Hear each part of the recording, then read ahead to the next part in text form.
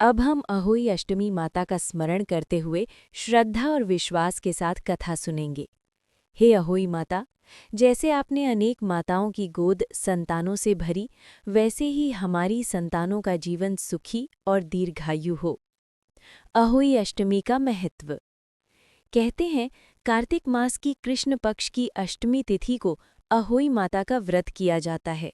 इस व्रत को करने वाली स्त्रियों के घर सुख शांति बनी रहती है और संतान रोग मुक्त, दीर्घायु और सफल होती है।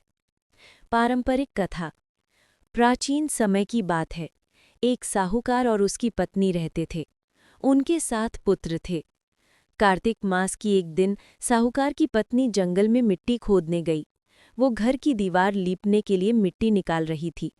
मिट्टी खोदते खोदते उसका फावड़ा अचानक बिल में लगी एक छोटी सी सिंघिनी यानी साही नेवला जाति के जीव को लग गया। वो जीव वहीं पर मर गया। ये देखकर साहूकार की पत्नी के मन में ग्लानि हुई, पर अनजाने में हुई उस भूल को वो समझ न पाई। दिन बीतते गए और कुछ समय बाद उसके एक एक करके सभी 7 पुत्रों की मृत्यु हो गई। घर में मातम छा गया। साहूकार की पत्नी रो रोकर माता का स्मरण करने लगी।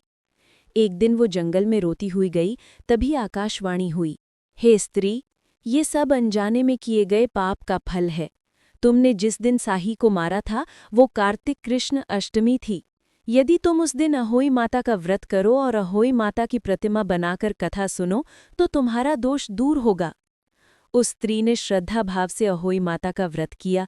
दीवार पर 7 बिंदुओं समेत माता अहोई की छवि बनाई, कथा सुनी और माता से सच्चे मन से क्षमा मांगी।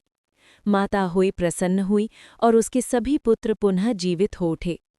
तब से ये व्रत संतान सुख और रक्षा के लिए किया जाता है। संकल्प वाक्य।